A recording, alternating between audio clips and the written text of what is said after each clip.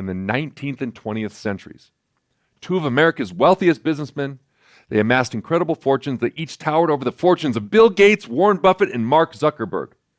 Their names were Cornelius Vanderbilt and John D. Rockefeller. The stories of what happened to their fortunes reveal many lessons for anyone planning to leave wealth for the next generation. The fortune of Cornelius Vanderbilt. Cornelius Vanderbilt made his fortune in the transportation business, starting by ferrying goods and passengers around the New York harbor in the late 1820s. Soon, his business expanded to shipping goods from the West Coast to the East Coast, using Nicaragua as a passageway. Eventually, he switched from ships to trains, where he made his largest fortune yet in the railroad business.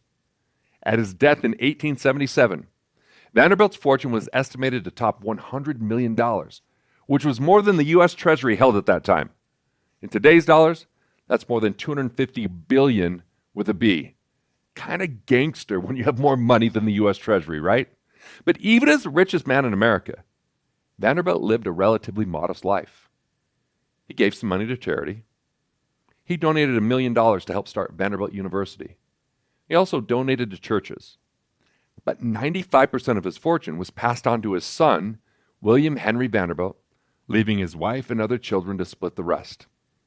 95%. He must have liked his son, right? 5% was still a decent amount for the rest of the family.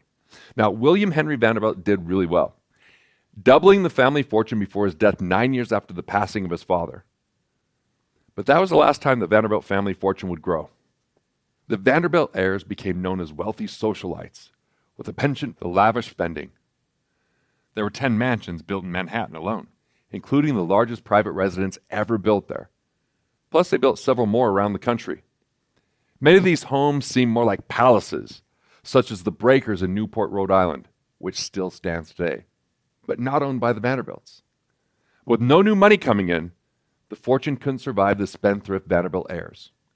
By 1947, all 10 Vanderbilt mansions in Manhattan had been torn down. It's said that Cornelius Vanderbilt's last words were, "Keep the money together."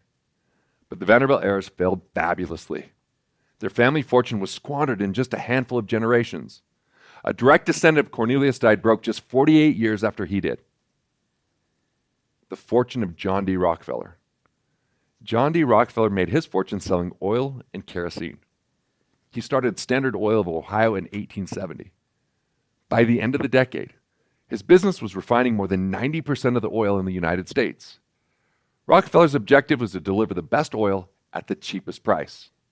He once wrote to a partner, "We must ever remember, we're refining oil for the poor man, and he must have it cheap and good." Rockefeller succeeded spectacularly, pushing the price of oil down from 58 cents to 8 cents a gallon. The result? Rockefeller became the richest man in American history. The New York Times wrote in Rockefeller's 1937 obituary that he had amassed more than $1.5 billion.